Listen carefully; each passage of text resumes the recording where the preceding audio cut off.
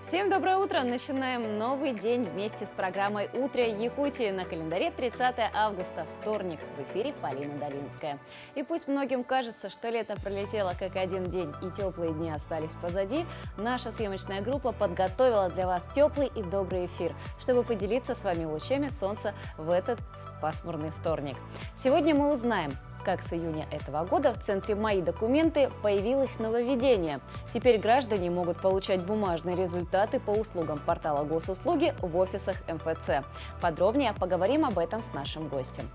Август – конец медоносного сезона. Это период, когда пасечнику пора собирать урожай и серьезно подготовиться к зиме. Мы съездили на пасеку и к известному пчеловоду Евгению Поличко и попробовали августовский мед. Осуществить мечту в 60 пенсионер Иннокентий Новгородов из села Чурапче совершил полет на дельтаплане.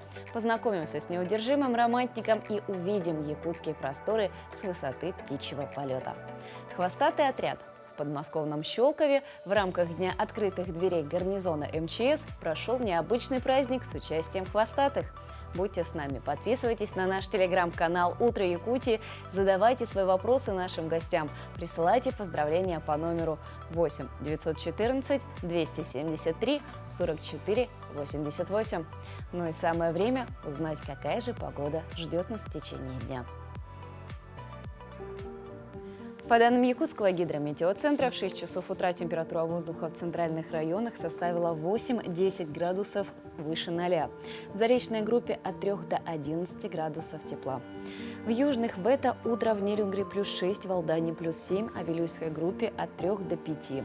В Нижнеленских от 7 до 9 со знаком плюс, в западных прохладнее всего в это утро в Алепинске плюс 2 градуса, более теплее в Ленске плюс 10. В Колымо-Индигирской группе улусов от 2 до 8 градусов, в Янских от 1 до 4, а на северо-западе от 3 до 8 тепла. В городе Якутске температура воздуха на 6 часов утра составила 10 градусов со знаком плюс.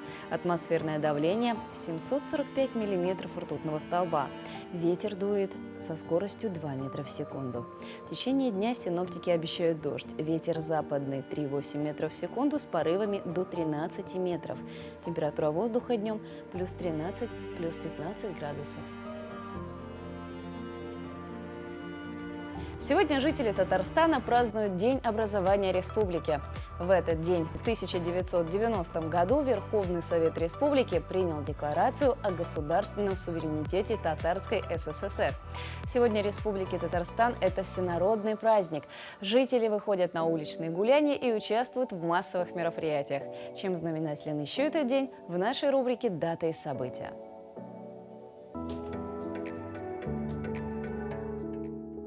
На календаре 30 августа. Сегодня отмечают День поджаренного зефира, день рождения компакт-кассеты, день пляжа, день доставленных посылок. Также сегодня отмечают день рождения электрического пылесоса, который был изобретен более 100 лет назад британцем Хьюбертом Сесил-Бутом. Эта идея возникла у него в процессе наблюдения за машиной, которая сдувала пыль в поездах. Проверив свою догадку, Бут сконструировал довольно громоздкое устройство – пуффинг Билли, которое вначале работало на нефтяном двигателе, а со временем перешло на электрический. События в этот день. В 1829 году в Москве заложена каменная триумфальная арка. В этот день французский изобретатель-самоучка Эмиль Рено запатентовал проксиноскоп – прародитель мультипликации. Состоялось венчание Александра Блока и Любови Менделеевой в церкви села Тараканово. В этот день в СССР испытан первый советский паровоз без топки. В 1957 году в СССР для иностранцев открыты 5 городов. Также в этот день был установлен День работников пищевой промышленности, который традиционно празднуется в третье воскресенье октября. В 2002 году под Хабаровском был открыт уникальный по своей протяженности мост через Амурскую протоку. Его длина составляет 750 метров. Это единственное подобное сооружение в России. Мост был построен в рекордно короткие сроки – всего за 1 месяц. В этот день родились Мэри Шелли, английская писательница, автор книги «Франкенштейн». Исаак Левитан, русский живописец-пейзажист. Эрнест Резерфорд, английский физик, отец ядерной физики, создатель планетарной модели атома. Леонид Шварцман, советский и российский режиссер-мультипликатор и художник мультипликационного кино. Анна Политковская, российский журналист, публицист, правозащитница. Камерон Диас, американская киноактриса и модель. Именины сегодня отмечают Филипп, Павел, Мирон, Илья, Дмитрий, Алексей, Юлианна, Ульяна. С июня текущего года в центре «Мои документы» появилось нововведение. Теперь граждане могут получать бумажные результаты по услугам портала Госуслуги в офисах МФЦ. Гражданин может подать по какой-то определенной услуге заявление на портале, а получить может в офисах МФЦ. Подробнее об этом мы поговорим с нашим гостем, аналитик отдела координации и электронных услуг Центра «Мои документы» Туяра Иванова. Доброе утро. Доброе утро. Для начала разъясните нашим телезрителям об этом нововведении, как это повлияет как раз-таки на предоставление и получение тех или иных услуг. С развитием цифровых технологий получение государственных и муниципальных услуг в электронном виде становится наиболее востребованным и удобным. Но иногда возникает ситуация, когда требуется получение заверенного бумажного документа.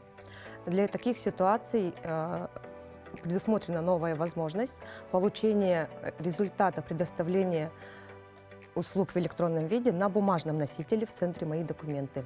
Для этого гражданин при подаче заявления на портале Госуслуги должен выбрать наиболее удобный способ получения результата получения в МФЦ.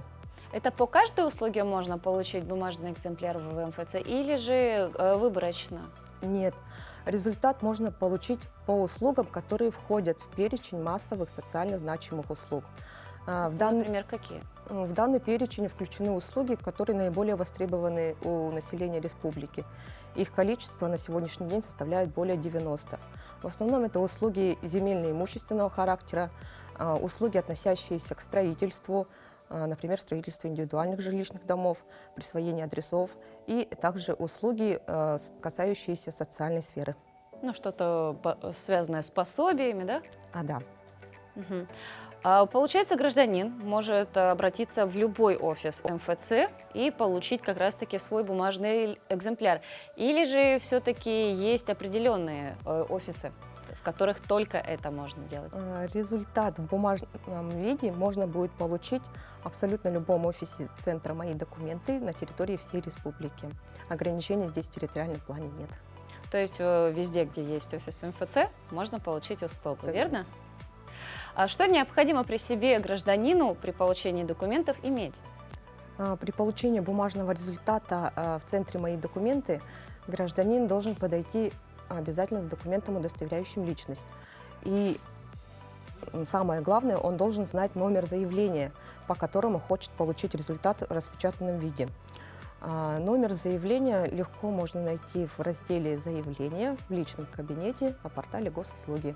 А как долго в офисах хранятся такие результаты? Допустим, я пару недель назад подала заявку, потом случились какие-то семейные обстоятельства, я могла уехать, либо забыть. Вот как долго вот эти вот бумажные носители, они меня ожидают, результаты? Дело в том, что результат на бумажном носителе по получению услуг в электронном виде в бумажном виде не хранится. Процедура выдачи выглядит соответствующим образом. Специалист Центра «Мои документы» направляет файл-запрос при обращении гражданина. Файл-запрос, содержащий результат получения электронной услуги. Этот полученный документ потом распечатывается при заявителе и заверяется соответствующим образом. Таким образом, гражданин получит бумажный носитель документа, который подтверждает содержание электронного. То есть он не теряется нигде, где-то там в папках он не исчезнет? Не исчезнет, только при обращении гражданина. Ну здорово. Как мы уже сказали, данное нововведение, оно появилось в июне этого года. За вот эти 3 месяца лета уже можно как-то дать результат, либо какую-то оценку, как граждане восприняли ее? Есть ли уже обращения? Обращения поступают. К сожалению, пока еще не так много. видимо, это связано с тем, что еще пока не совсем популярна эта услуга. В центре «Мои документы» любой желающий получить результат может подойти в порядке живой очереди. Процедура занимает всего несколько минут. Вот, может быть, она не популярная, потому что люди не во всем разбираются. Давайте вот как раз более подробно по полочкам разложим. Какая услуга может понадобиться на портале госуслуги, для которой потом можно будет подойти в МФЦ, чтобы получить документы? На каком-нибудь примере одном. Например, вообще, что такое перечень массово социально значимых услуг? Это наиболее востребованные услуги, и гражданину не обязательно знать, какие именно услуги туда входят, потому что автоматически на портале госуслуги при получении именно этой услуги, входящей в перечень, появится возможность получения в МФЦ только при подаче по таким услугам. Там будет кнопочка «Получить в МФЦ», гражданин проставляет галочку, автоматически появляется такая возможность. То есть ломать голову здесь не надо. Вот. Всё А те, кто не предусмотрено. знает информации, видит вот эту вот новую вкладку, где нужно поставить галочку, может быть, люди пугаются, давайте им объясним, для чего это нужно. При проставлении галочки получения в МФЦ вот появляется как раз возможность получения результата, который поступает им в личный кабинет, его получить на бумажном носителе, заверенный и равноценным бумажному результату, полученному в ведомстве. Туяр, большое спасибо. Действительно, это очень полезное нововведение. Я думаю, наши телезрители, которые сейчас нас смотрят, они, во-первых, многое узнали, открыли для себя что-то. Ну и, конечно же, призываем наших граждан как раз-таки пользоваться всеми вот этими услугами для того, чтобы максимально ваша жизнь была проще. Большое вам спасибо, что вы пришли и как раз в это утро нам все это рассказали. Спасибо вам. А мы двигаемся далее. Прямо сейчас к нам присоединились наши коллеги из информационной службы с последними и актуальными новостями.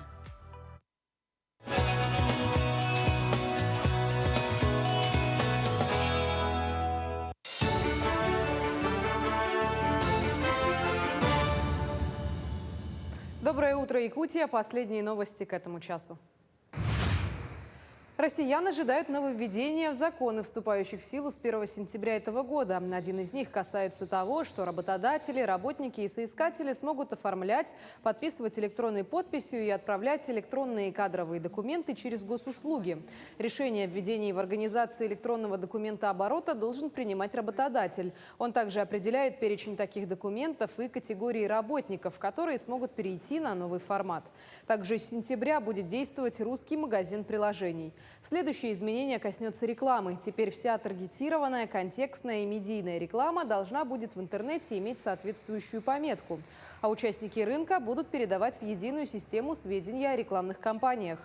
Вводятся и новые правила выбора управляющей компании. Решение о выборе УК на общем собрании собственников будет приниматься более чем 50% голосов собственников помещений, тогда как раньше для решения было достаточно четверти голосов.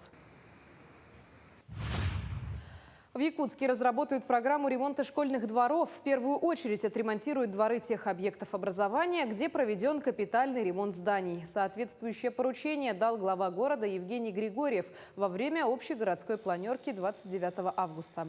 Впервые о таких планах мэр заявил во время августовского совещания. Напомним, в этом году в Якутске по федеральной программе завершается капремонт 11 общеобразовательных школ с привлечением более 800 миллионов федерального финансирования. Также ремонт за счет средств местного бюджета проведен еще в 12 объектах образования, в том числе 9 детских садах. 72 первоклассника впервые откроют дверь Мюрюнской средней общеобразовательной школы номер 1. А ко Дню знаний усиленную подготовку ведет весь коллектив учреждения и родители учащихся. После ремонта в классах поставили на место оборудование, парты, стулья и все необходимое для учебы. Также в парадной части школы идет работа по замене тротуарных плит. Ремонт оплачен с фонда, где выпускники разных лет подарили родной школе денежный подарок в связи со 150-летним юбилеем образовательного учреждения.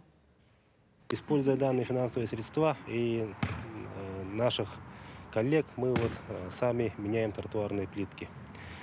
Так, в классах тоже проводится равный ремонт под замену линолеума, покрасочные работы. Так, и на сегодняшний день у нас количество детей меняется, Ага. Но на сегодня у нас 749 учеников, из них 72 первоклассников. Якутские лучницы завоевали серебро на всероссийской спартакиаде в Москве. В столице России состоялись финальные поединки спартакиады сильнейших спортсменов России по стрельбе из классического лука. На счету стрелков сборной Якутии 2 медали. Так, в личном зачете лучший результат показала Рената Гаврильева, которая заняла 3-е место среди женщин. Также блестящую стрельбу показали в командном первенстве Кристина Устинова, Рената Гаврильева и Розалина Тимофеева. Они смогли выйти в финал и оказали достойное сопротивление сборной столицы страны. После 4-й серии счет был равный. Соперницы смогли завоевать победные баллы только лишь в перестрелке.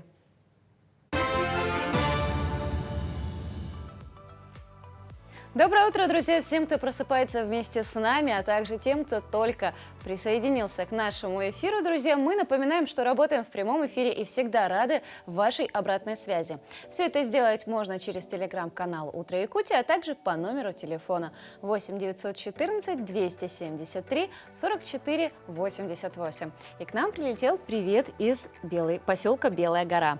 Доброе утро, Якутия! Погода теплая в поселке Белая гора. Солнце, нынче лето богато ягодами и грибами. Спасибо за лето, спасибо за это. Маргарита. Маргарита, большое спасибо. Мы, конечно же, также присоединяемся к вашим теплым поздравлениям, к теплым пожеланиям и восторгам этого месяца августа. Ну и, конечно же, лично вам желаем отличного настроения на весь этот вторник. Как известно, август – это сезон сбора грибов. Многие горожане стараются провести выходные с пользой и проводят их в лесу. Для тех, кто желает также насладиться тихой охотой, мы подготовили пару простых и полезных советов. В лес лучше идти с утра. Во-первых, не жарко, а во-вторых, грибы еще не все пособирали. В лес идти лучше как минимум вдвоем и в идеале с человеком, который знает местный лес и советами по тому или иному грибу также может вам помочь. Каждый гриб, перед тем, как положить его в корзину, лучше очистить от хвои, веточек, травинок и листьев. Так будет, во-первых, легче нести и урожай не попортится, но и в дальнейшем обрабатывать будет гораздо проще. И самый главный совет – собирайте грибы только которые знаете и в которых уверены. Соблюдая эти простые правила, вы не только получите удовольствие от такого времяпровождения, но и соберете хороший урожай.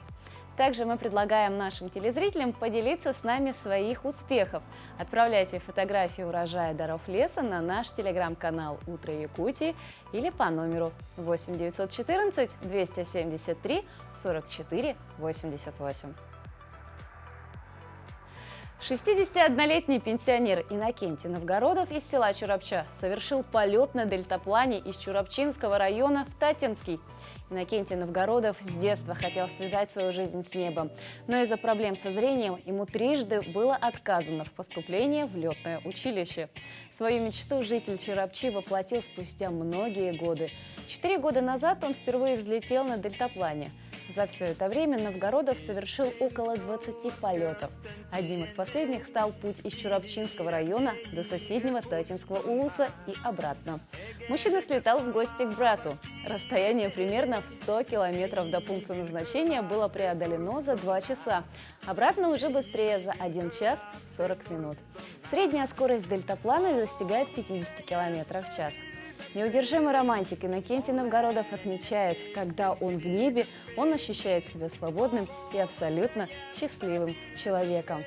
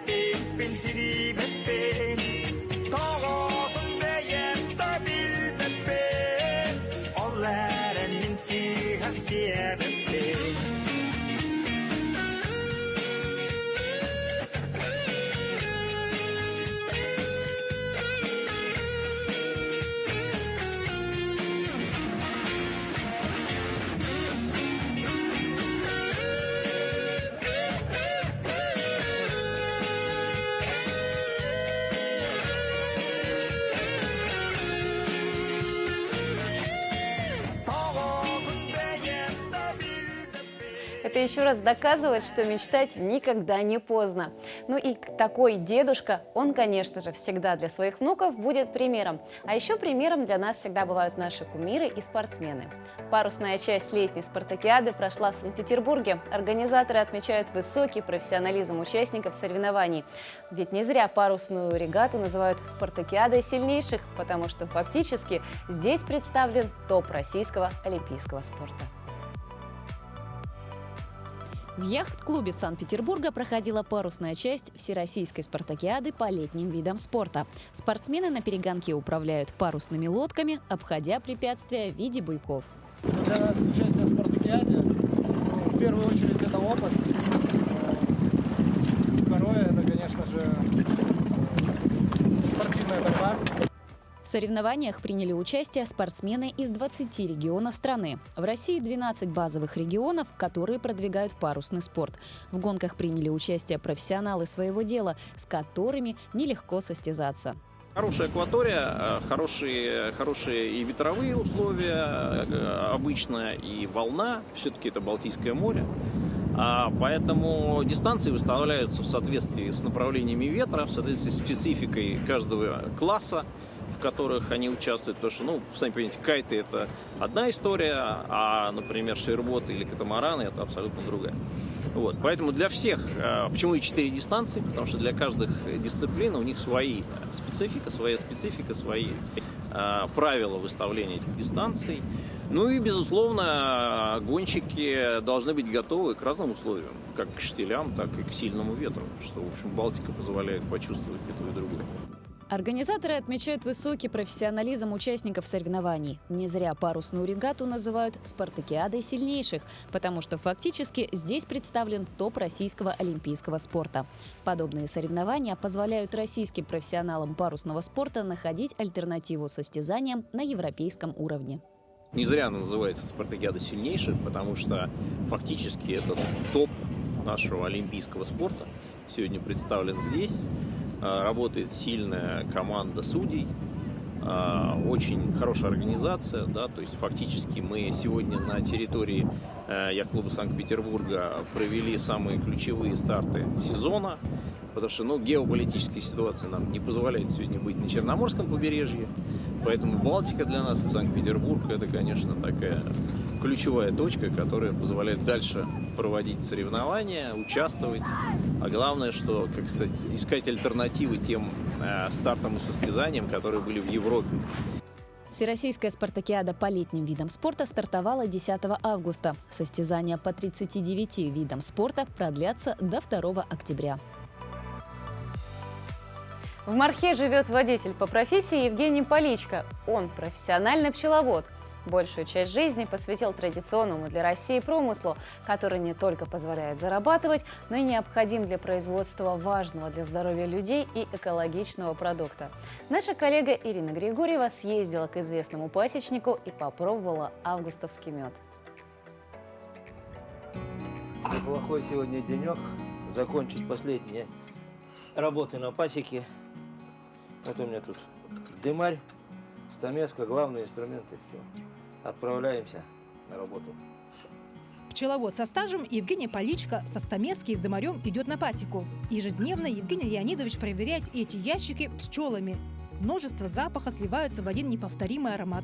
Мимо с жужжанием проносятся трудолюбивые пчелки. Это у нас мед, который собрали наши пчелы. Основной медосбор уже позади. Сейчас пасечники сокращают гнезда, обрабатывают улья препаратами, утепляют, готовят семьям полноценным корм, сладкий сироп, чтобы обеспечить пчелам успешную зимовку. Это лето выдалось жарким, поэтому пчелам в этом году было несладко. Жара подвела нас, поэтому медосбор, в общем-то, слабый, потому что, во-первых, и растения цветут слабо при таких экстремальных, скажем так, температурах, и нектар сгущается при температурах выше 25 градусов, поэтому не очень хорошо все прошло. В целом, поголовье целое. Пасеку Евгений Леонидович начал разводить больше 10 лет назад. Пчеловодство – это искусство мелочей, точная наука и даже творчество, отмечает опытный пасечник. Это трудоемкая регулярная работа, которая не останавливается круглый год. Зимой подготавливают ульи, рамки и воск. Весной раскладывает мед, подкармливает пчел сиропом, следит за тем, чтобы насекомым в улье было тепло. Летом, помимо сбора меда, приходится следить за тем, чтобы в улье всем хватило пространства, и наблюдает за пчелиными семьями. Обработка, вот эта каждая медалька означает обработку от клеща. Вот. 10-го обрабатывал и потом 8-го обрабатывал. Ну и здесь вот это вот написано, сколько дано сиропа. Потом подхожу вот так на вес.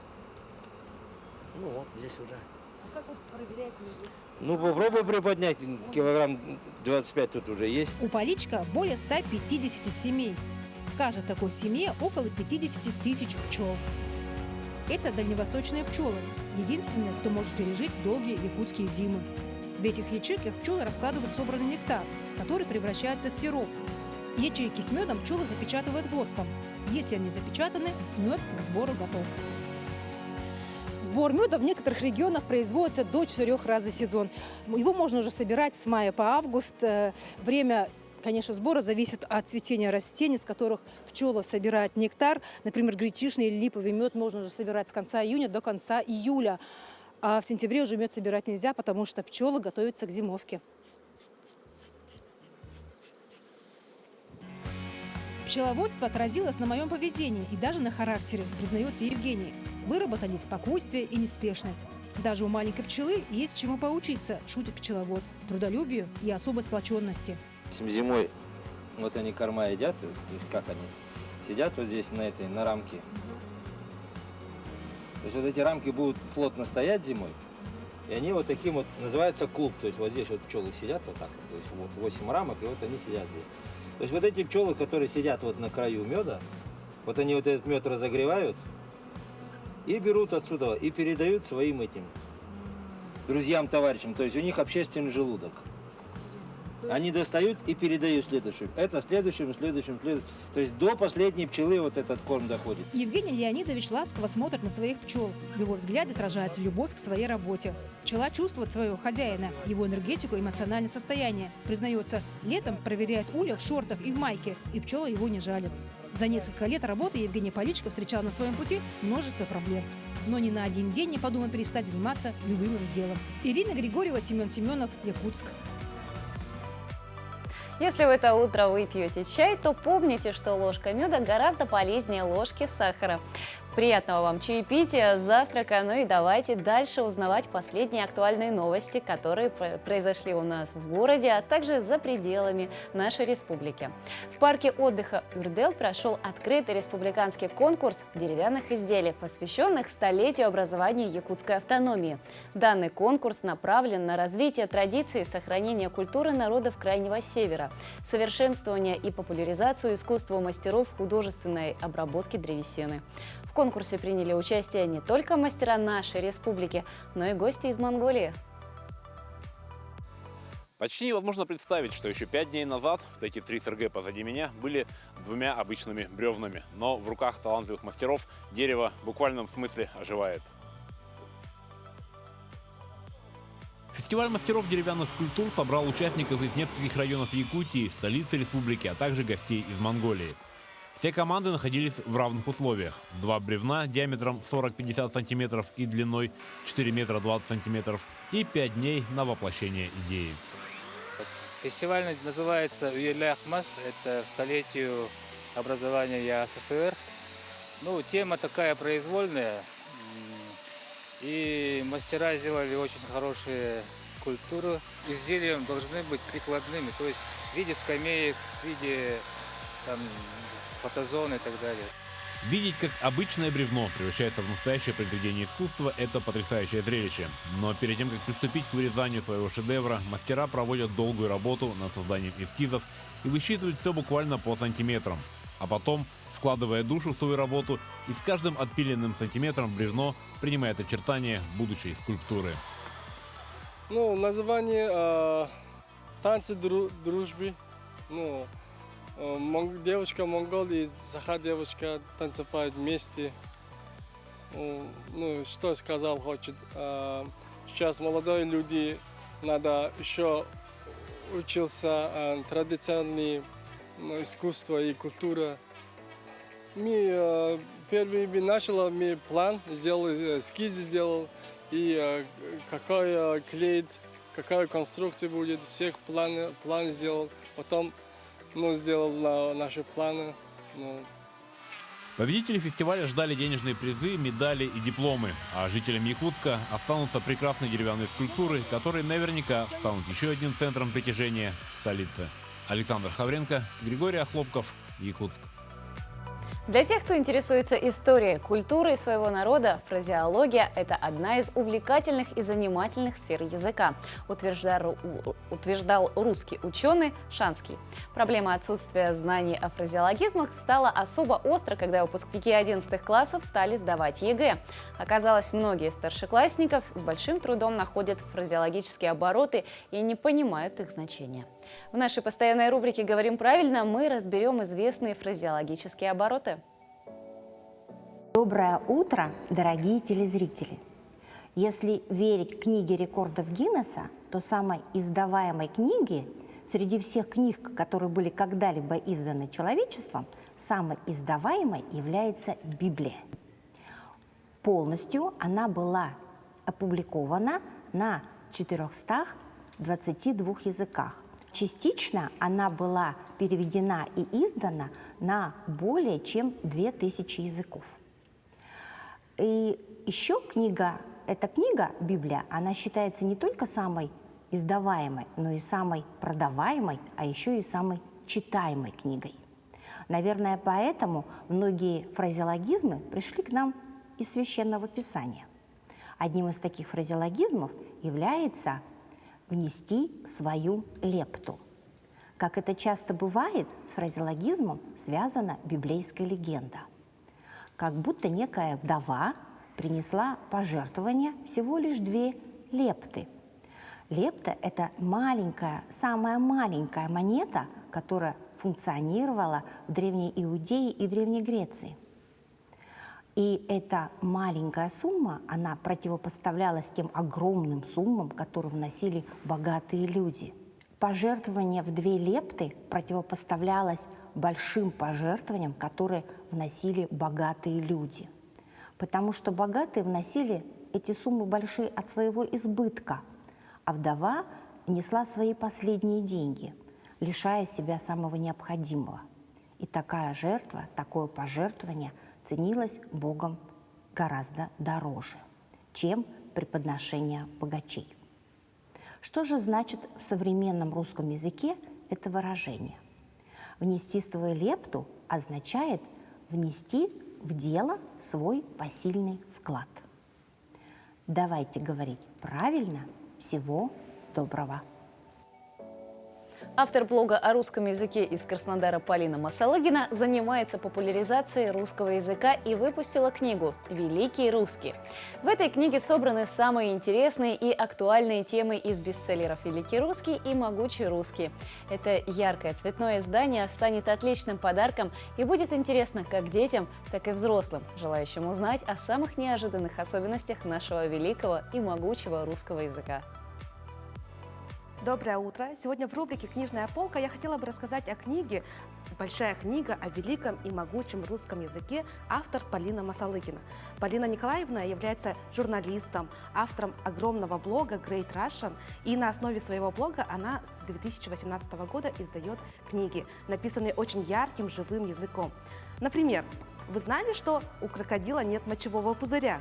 И вся лишняя жидкость выходит через специальные железы, которые расположены у глаз.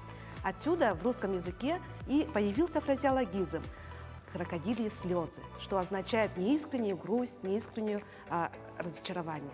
Об этом и многом другом вы можете найти в этой книге. Кроме того, в Фонде Национальной библиотеки представлена коллекция, подаренная организаторами тотального диктанта, называется она «Библиотека грамотности». И все книги доступны в режиме читального зала в нашей библиотеке. Заключение социальных контрактов на развитие собственного дела остается востребованным среди жителей Алданского района. В текущем году на поддержку самозанятости из бюджета было выделено 12,5 миллионов рублей. На 1 августа освоили уже 9 миллионов.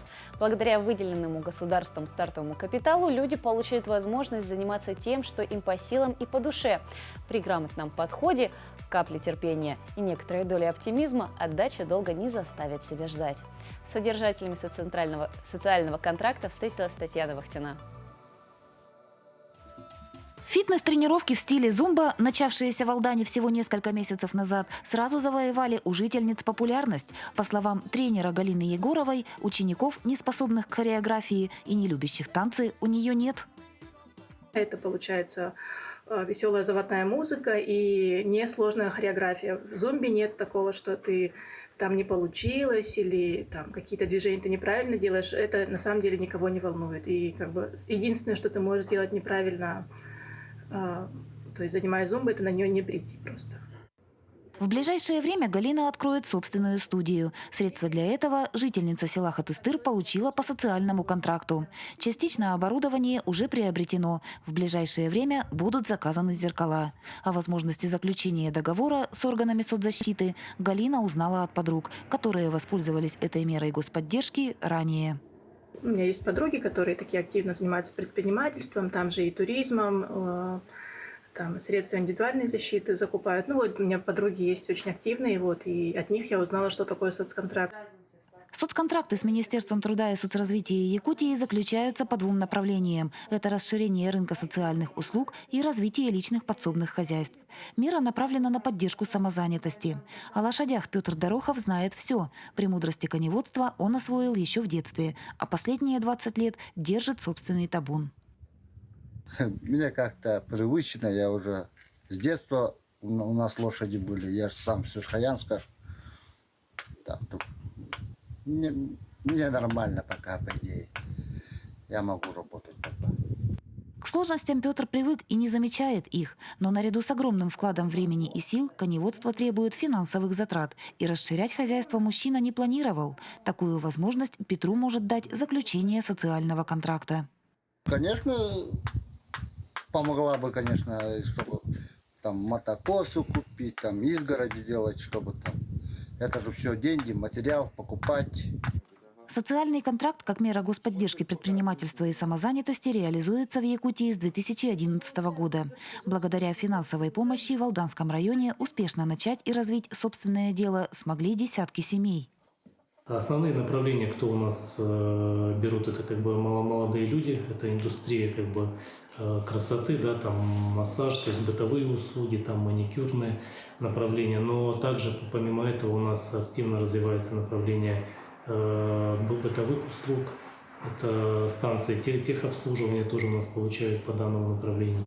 Претендующий на адресную помощь гражданин должен предоставить в органы социальной защиты бизнес-план. Специалистами будет оценена перспективность, а также актуальность проекта. По договору гражданин получит денежную выплату в размере, соответствующем его нуждам. Механизм действия соцконтракта нацелен на то, чтобы помочь человеку выйти из кризиса. В этом году у нас существенно увеличены квоты на социальные контракты практически по всем направлениям в 2 раза. То есть, если, допустим, по ИП у нас в том году было порядка 7 квот, в этом году это 18 квот. Это, то есть, одна из таких мер соцподдержки, да, то есть именно социальный контракт на индивидуальную предпринимательскую деятельность. То есть, там самая большая сумма. Максимальный объем выплат утверждается ежегодно. Так, начинающий предприниматель вправе претендовать на сумму до 300 тысяч рублей, а фермер может рассчитывать на получение 250 тысяч. При успешном развитии дела гражданин имеет право заключить контракт повторно спустя 3 года. Татьяна Вахнина, Алданский район.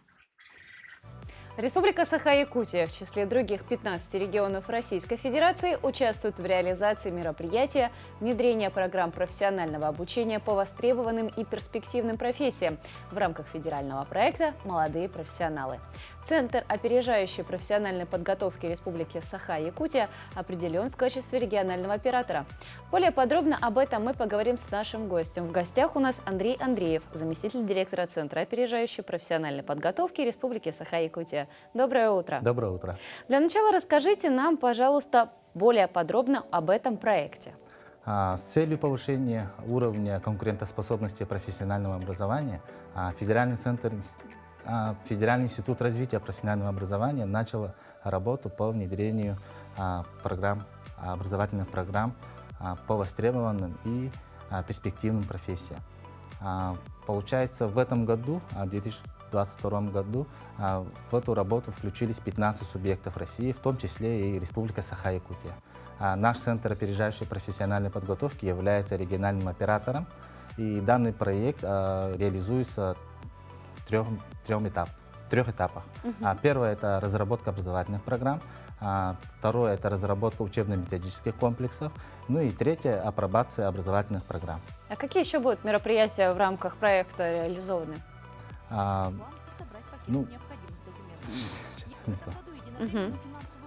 Ну вот, на какой срок, во-первых, рассчитан этот проект? Как долго он будет длиться? Этот проект будет длиться 1 год. Получается, в октябре месяце мы уже проведем апробацию и проведем отчет о проделанной работе. В течение года что у вас запланировано? В течение года мы провели анализ рынка труда, по которому мы актуализировали перечень перспективных и востребованных профессий, в результате которого мы отобрали 5 профессий по запросу работодателей. Первое – это у нас контролер-кассир, оператор наземных средств управления беспилотными летательными аппаратами, младшая медицинская сестра по уходу за больными, горнорабочий подземный. То есть на сегодняшний день это наиболее такие востребованные профессии, в которых нужно как раз-таки улучшать качество профессионализма, верно? Они являются перспективными и востребованными среди работодателей предприятий. К тем, кто хочет как раз-таки либо освоить эти профессии, либо улучшить свои навыки, вот какие-нибудь есть к ним пожелания, требования? По федеральному закону об образовании профессиональную подготовку могут проходить те граждане, которые получили аттестат об общем образовании. 11 или 9 классов? 9 классов. Даже 9 классов будет достаточно? Да. А как будет проходить? В каком формате? Онлайн, дистанционное, очное? Будут ли какие-то дополнительные спикеры не только из нашей республики, но и из России приглашены для участия в каких-то курсов? Обучение будет проходить в очном формате с применением дистанционных образовательных технологий. В разработке данных образовательных программ были привлечены 10 предприятий. Основным из них является, крупным, является общество с ограниченной ответственностью управляющая компания «Колмар», горнообогатительный комбинат «Денисовский».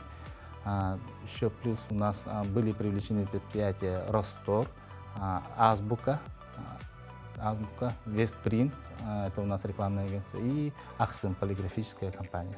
То есть, по сути, после прохождения обучения можно также приступить и к практике, к вышеперечисленным организациям? Да, именно эти предприятия изъявили возможность участия в этом проекте, и в том числе и готовность принятия наших слушателей для прохождения учебной практики. Это будет именно практика или это все-таки также гарантирует дополнительное трудоустройство? Во время учебной практики, конечно же, предприятия работодатели будут смотреть своих будущих выпускников, конечно же, и, возможно, будет трудоустройство. А какие результаты вы ожидаете от этого проекта? Во-первых, это совершенствование профессионального мастерства мастеров производственного обучения, разработчиков образовательных программ, внедрение новых инструментов по привлечению предприятий в такую работу, и тиражирование опыта. Как можно записаться на курсы? На курсы можно будет записаться на нашем сайте cpp14.ru. И сроки подачи заявлений? Сроки подачи заявлений мы весь сентябрь будем набирать слушателей. И тут следует сказать, что по Федеральному институту развития профессионального образования выделена квота всего 5 мест по каждой профессии. И получается, если мы выйдем из квоты, то мы будем предлагать на платной основе пройти обучение. На сегодняшний день уже есть желающие пройти обучение? На сегодняшний день уже поступили заявки. 37 заявок мы уже обработали. К примеру, самым востребованным среди слушателей уже является оператор наземных средств управления летательным аппаратом. Там уже поступило 14 заявок, и еще у нас поступило много заявок по профессии младшая медицинская сестра. По уходу за больными там уже поступило 11 заявок. К сожалению, пока заявок очень мало по профессии контролер-кассир.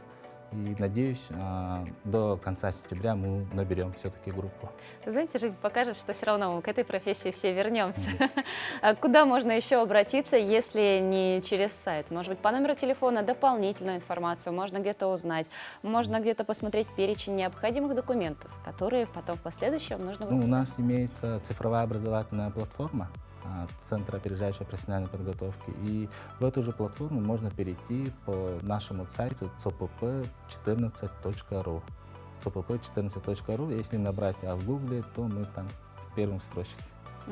Большое спасибо, Андрей. Вот наша встреча, наша беседа показывает то, что начало нового учебного года может не только у школьников начаться, но и также у тех, кто хочет освоить новые профессии.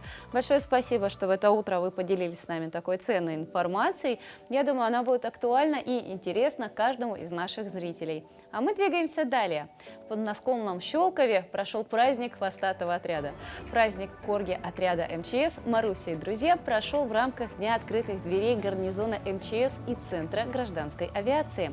Во время мероприятий прошел конкурс необычных костюмов для хвостатых. Кроме того, очаровательные пушистики также продемонстрировали свои навыки при прохождении полосы препятствий, пробежали дистанцию и со звонким лаем ворвались на торжественную церемонию награждения. Отряд корги-спасателей был сформирован в 2020 году. Собаки помогают сотрудникам ведомств в нахождении наркотиков, взрывчатых веществ, привлекают для поиска пострадавших во время происшествий и способствуют эмоциональной разгрузке членов спасательной команды. Время новостей. Мы передаем слово нашим коллегам из информационной службы.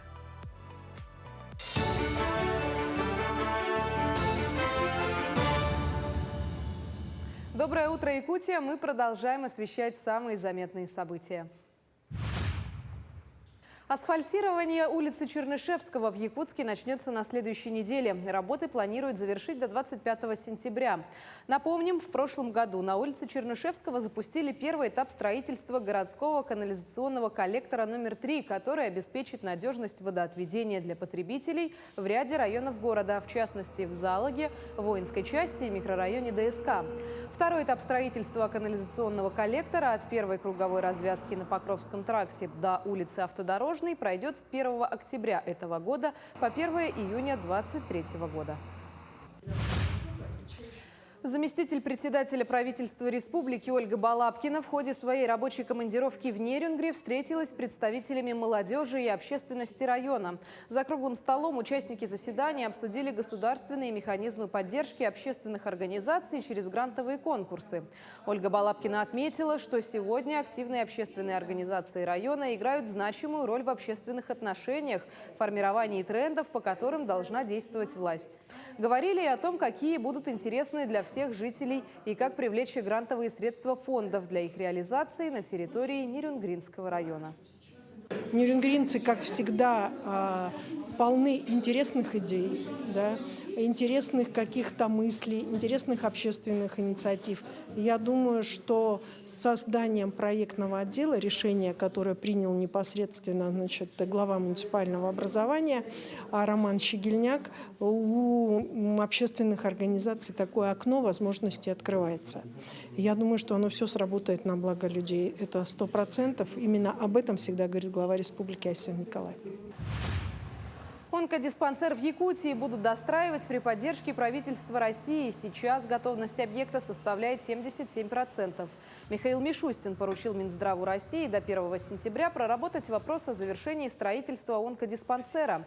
Об увеличении финансирования шла речь в ходе рабочей встречи Михаила Мишустина с главой республики Айсеном Николаевым 15 августа. Уточняется, что в следующем году онкодиспансер должен быть достроен. Также в ходе встречи было принято решение о выделении финансирование на строительство школы на 450 мест с интернатом на 100 мест в селе Итыкёль Татинского района Якутии. В этом году в рамках национального проекта «Культура» в Якутию направлено свыше 20 миллионов рублей на создание 2 модельных библиотек. В первом на Харинском наследии Мегино-Кангаласского района завершилась модернизация сельской модельной библиотеки. Интересный проект позволил получить новые технологические возможности для оказания услуг современного стандарта для жителей села. Обновлены стеллажи, закуплена компьютерная техника, сенсорный стол и мебель для коворкинг-зоны. В сельской местности активное читательское сообщество, население посещает библиотеку. Это один из главных факторов победы в конкурсе. Я думаю, что вот с этим обновлением появятся те, кто вообще не захотят отсюда выходить, поскольку, конечно, мест для проведения совместного досуга, для развития и расширения кругозора в сельских территориях недостаточно, и вот такие места они становятся центром притяжения, в том числе общественных инициатив, для того, чтобы развивать свой родной наследие. Я думаю, что вот эта модернизация, она поможет наследию. К этому часу это все новости. Хорошего дня. Большое спасибо, Надежда. День действительно будет хорошим, если с самого утра родных и близких поздравить с памятной и важной для них датой. Супругу Наталью Иванову поздравляю с днем рождения, супруг Геннадий. А мы с удовольствием присоединяемся к поздравлениям и желаем, конечно же, много радостных и светлых дней. Ну а какая погода за окном и на день сегодняшний, узнаем далее. По данным Якутского гидрометеоцентра, в 6 часов утра температура воздуха в центральных районах составила 8-10 градусов со знаком плюс. В заречной группе от 3 до 11 выше 0. В южных в это утро плюс 6, в Нерюнгри, в Алдане плюс 7. В Вилюйской группе от 3 до 5, в Нижнеленских от 7 до 9, в западных 2-10 градусов выше 0. В Колымын-Дигирской группе улусов в это утро более прохладно в Чукурдахе, плюс 2 градуса. 8 градусов тепла в Черском. В Янских плюс 1, плюс 4, на северо-западе плюс 3, плюс 8. В городе Якутске температура воздуха на 6 часов утра составила 10 градусов выше 0. Атмосферное давление 745 миллиметров ртутного столба. Ветер дует со скоростью 2 метра в секунду. В течение дня синоптики обещают дождь, ветер западный с порывами от 3 до 8 метров в секунду, порывы до 13 метров. Днем столбик термометра зафиксируется на отметке 13-15 градусов тепла. И несмотря на то, какая погода за окном, главное, друзья, это чтобы тепло было в вашем сердце и у вас на душе. А программа «Утро Якутии» сделает все, чтобы это было именно так. Мы с вами прощаемся, но только до завтра. И всем доброе утро!